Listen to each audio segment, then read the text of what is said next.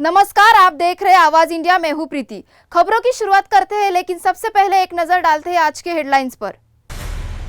PM Modi पहुंचे Cyprus, Europe में कूटनीति का नया अध्याय शुरू। एयर इंडिया क्रैश पर केंद्र एक्शन में, ब्लैक बॉक्स से खुलेगा सच। देश भर में बारिश का तांडव, 16 राज्यों में रेड अलर्ट जारी। यूपी में बिजली गिरने और तूफान से 30 मौतें, मौसम विभाग ने फिर जारी किया अलर्ट।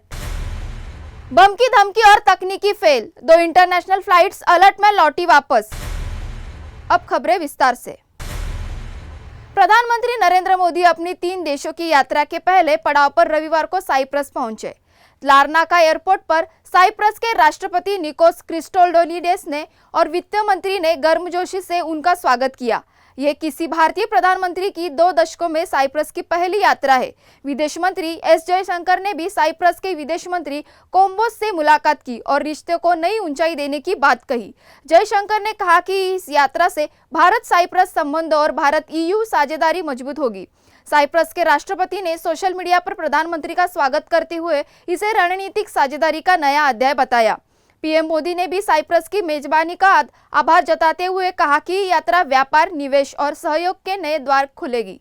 इस दौरे में दोनों देश के बीच तकनीकी, सुरक्षा और आपसी संपर्क बढ़ाने पर भी चर्चा होगी। साइप्रस, जो जल्द ईयू की घूर्णन अध्यक्षता संभालेगा, भारत के लिए यूरोप में एक अहम भागीदार बनकर उभर रहा है। मोदी की ये यात्रा यूरोपीय मंचों पर भारत की सक्रिय कूटनीति का प्रमाण मानी जा रही है। साइप्रस के बाद प्रधानमंत्री कनाडा में G7 शिखर सम्मेलन में भाग लेंगे और फिर क्रोएशिया का दौरा करेंगे। ये दौरा न सिर्फ द्विपक्षीय रिश्तों को मजबूत करेगा, बल्कि वैश्विक मंचों पर भारत की स्थिति को भी और सशक्त बनाएगा।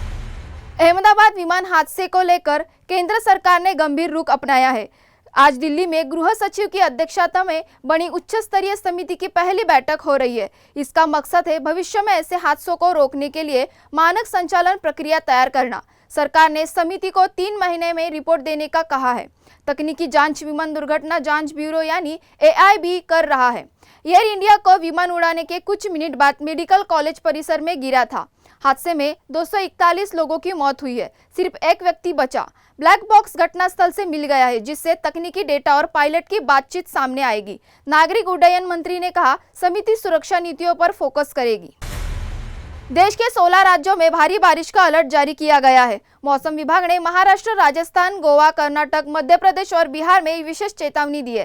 राजस्थान में लगातार दूसरे दिन भी प्री मानसून बारिश जारी है। जयपुर और जोधपुर समेत 14 जिलों में भारी बारिश रिकॉर्ड की गई है। आज राजस्थान के 11 जिलों में भारी और 14 में हल्की बारिश का पूर्वानुमान हुआ है। महाराष्ट्र के कई जिलों में के लिए रेड अलर्ट जारी किया गया है। रत्नागिरी और सिंधुदुर्ग में अगले 48 घंटों में भारी बारिश की संभावना है। मुंबई और उपनगरों में गरज के साथ मूसलाधार बारिश की चेतावनी है। ठाणे, रायगढ़ और पालघर के लिए येलो अलर्ट लागू किया गया है। कोकण के अन्य हिस्सों में ऑरेंज अलर्ट जारी किया गया है। शनिवार शाम से ही राज्य के कई इलाकों में तेज बारिश शुरू हो चुकी है। लोगों को सतर्क रहने और अनावश्यक यात्रा से बचने की सलाह दी गई है। उत्तर प्रदेश में मौसम ने रौद्र रूप दिखाया है। वज्रपात और आंधी तूफान से प्रदेश भर में 30 लोगों की जान चली गई है। प्रयागराज और जौनपुर में सबसे ज्यादा 5 लोगों की मौत हुई है। गोरखपुर, ललितपुर, गाजीपुर, बिजनौर और कई जिलों से जानलेवा घटनाएं सामने आई है। प्रयागराज में एक ही परिवार के 4 लोग वज्रपात की चपेट में आ गए। संभल में खेत पर काम कर रही किशोरी की मौत हो गई। रामपुर में मंदिर और मकान पर बिजली गिरी तो गोरखपुर में 3 बच्चे झुलस गए। कानपुर में गर्मी के कारण 7 लोगों की मौत हुई है। मौसम विभाग ने चेतावनी दी है कि 18 से 20 जून के बीच बारिश हो सकती है। तापमान में 5 से 7 डिग्री तक गिरावट आने की संभावना है। एक निजी न्यूज एजेंसी से मिली जानकारी के मुताबिक 2 बड़ी अंतर्राष्ट्रीय उड़ानों को बीच रास्ते से लौटना पड़ा। लंदन से चेन्नई जा रही ब्रिटिश एयरवेज की फ्लाइट BA35 को तकनीकी खराबी के कारण वापस हिथ्रो लाना पड़ा। फ्लाइट ने डोवर की खाड़ी के ऊपर कई चक्कर लगाए और फिर सुरक्षित लैंडिंग की। ब्रिटिश एयरवेज ने तकनीकी खराबी को छोटी बताया और यात्रियों की सुरक्षा की पुष्टि की। वहीं फ्रैंकफर्ट से हैदराबाद आ रही लुफ्तांसा में फ्लाइट LH752 को बम की धमकी मिली। इस धमकी के चलते विमान को भारतीय हवाई क्षेत्र में प्रवेश की अनुमति नहीं दी गई। विमान को वापस फ्रैंकफर्ट लौटाया गया, जहां उसकी जांच की गई। फ्लाइट बोइंग ड्रीमलाइनर 787-9 थी और रविवार देर रात उड़ान पर थी। हैदराबाद एयरपोर्ट के एक अधिकारी ने बताया कि विमान भारत में दाखिल नहीं हुआ था। धमकी की जानकारी समय रहते मिली, जिससे बड़ा हादसा टल गया। दोनों मामले में कोई हताहत नहीं हुआ और सभी यात्री सुरक्षित बताए गए हैं। फिलहाल यात्रियों की दोबारा बुकिंग प्री जारी है। यहाँ वक्त हो चला है एक छोटे से ब्रेक का।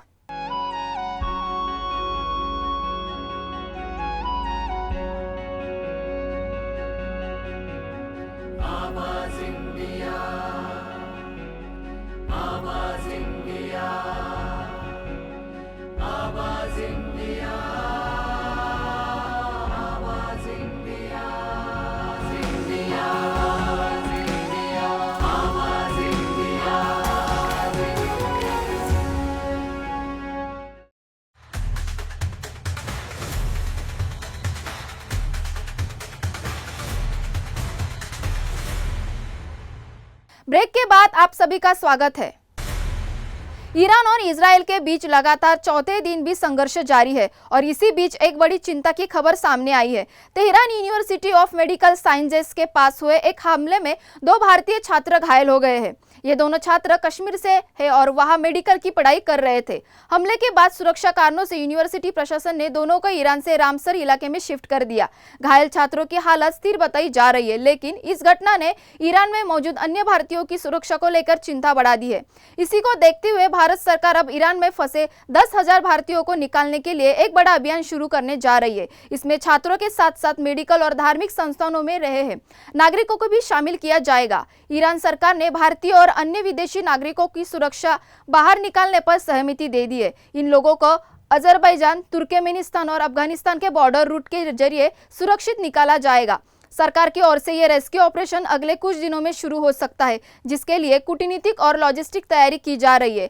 हालात को देखते हुए भारतीय दूतावास लगातार अपने नागरिकों के संपर्क में है और यह हर संभव मदद भरोसा दिला रहा है। सरकार ने परिजनों से अपील की है कि वे घबराए नहीं और दूतावास से संपर्क बनाए रखें। इस संघर्ष के बीच भारत की प्राथमिकता अपने नागरिकों की सुरक्षित घर वापसी सुनिश्चित करना है।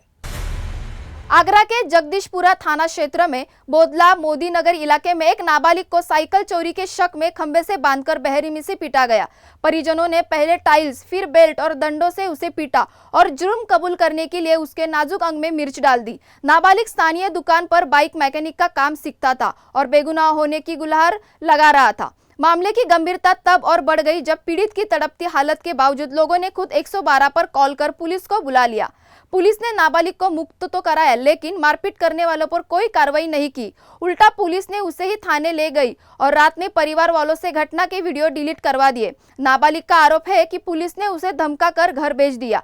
पूरा मामला शनिवार सुबह करीब 5 बजे का है, जब वो घर से बाहर निकला था। रविवार को इस पूरी घटना को वीडियो इंटरनेट पर वायरल हुआ था। मामला उजागर हुआ। फिलहाल पुलिस की भूमिका पर भी गंभीर सवाल खड़े हो रहे हैं और जांच की मांग उठ रही है। मुंबई एयरपोर्ट पर DRI ने सोने की तस्करी के बड़े रैकेट का भंडाफोड़ किया है। न्यूयॉर्क से आई एयर इंडिया फ्लाइट के एक क्रू मेंबर को गिरफ्तार किया गया है। उसने पूछताछ में बताया कि उसने 1.3 किलो सोना बैगेज एरिया में छिपाया था। सोने की कीमत करीब 1.42 करोड़ रुपए आंकी गई है। ये काम उसने ब्रीथ एनालाइजर टेस्ट के दौरान किया था। जांच में पता चला है कि आरोपी पहले ही तस्करी कर चुका है। DRI ने इसे रैकेट में मास्टरमाइंड को भी गिरफ्तार कर लिया है। उसने एयरलाइन स्टाफ को तस्करी में शामिल करने की बात कबूल की है। दोनों को न्यायिक हिरासत में भेज दिया गया है। DRI अब इस नेटवर्क के अन्य सदस्यों की तलाश कर रही है। GST प्रणाली में बड़े बदलाव की तैयारी शुरू हो गई है। वित्त मंत्री निर्मला सीतारमण 20 जून को CBIC अधिकारियों के साथ अहम बैठक करने जा रही है। इस बैठक में GST दरों में तार्किक बदलाव और पंजीयन पर चर्चा की जाएगी। सूत्रों के मुताबिक 12% के स्लैब को खत्म कर 5% या 18% में आइटम शिफ्ट किए जा सकते हैं। बैठक में इनपुट टैक्स क्रेडिट रिफंड की समस्या पर भी गंभीर मंथन होगा। कई कारोबारियों को GST रिटर्न न भरने पर ITC नहीं मिल पाता। इस व्यवस्था में बदलाव संभव है। वित्त मंत्री इस दिन आयकर विभाग के साथ भी बैठक करेंगी, लेकिन GST बैठक को प्राथमिकता दी जा रही है। सूत्र बताते हैं कि क्षतिपूर्व सेस की वैधता मार्च 2026 तक है और इसे भविष्य पर भी फैसला लिया जाएगा। पिछले 6 महीने से GST काउंसिल की बैठक नहीं बुलाई गई थी। अब संभावना है कि 20 जून की बैठक के बाद अगली काउंसिलिंग मीटिंग को ऐलान किया जाएगा। दिसंबर 2024 में हुई आखिरी काउंसिलिंग मीटिंग में दरों का लेकर पुनर्रचना की बात तय हुई थी। अब सरकार ये सुनिश्चित करना चाहती है कि बदलाव से राजस्व में कोई गिरावट न हो। डॉन 3 को लेकर इन दिनों बॉलीवुड में खलबली मची है। फिल्म से कियारा आडवाणी के बाहर होने के बाद अब कृति सेनन के नाम की चर्चा तेज हो गई है। हाल ही में कृति का एक वीडियो वायरल हुआ जिसमें उन्हें किसी मीडिया के जरिए उन्हें लेडी डॉन कहकर आवाज दी गई और कृति मुस्कुरा देती है। बस यही मुस्कान सोशल मीडिया पर बवाल मचा रही है। बताया जा रहा है कि कियारा ने प्रेगनेंसी के चलते फिल्म छोड़ी और अब फरहान अख्तर की टीम ने कृति को अप्रोच किया है। एक रिपोर्ट के मुताबिक कृति सेनन जल्द ही डॉन 3 का कॉन्ट्रैक्ट साइन कर सकती है। मई में उन्हें फरहान की प्रोडक्शन कंपनी एक्सेल एंटरटेनमेंट के ऑफिस के बाहर भी देखा गया था। रणवीर सिंह इस बार डॉन की भूमिका निभा रहे और कृति के साथ उनकी जोड़ी को लेकर फैंस पहले से ही उत्साहित है। कृति अगर इस फिल्म का हिस्सा बनती है तो ये उनके करियर की सबसे बड़ी फिल्म बन सकती है। फिलहाल कृति तेरे इश्क में की शूटिंग में व्यस्त है और उनके अगले कदम का इंतजार हर कोई कर रहा है। आवाज इंडिया में फिलहाल के लिए इतना ही। जल्द होगी आपसे फिर मुलाकात, तब तक के लिए नमस्कार।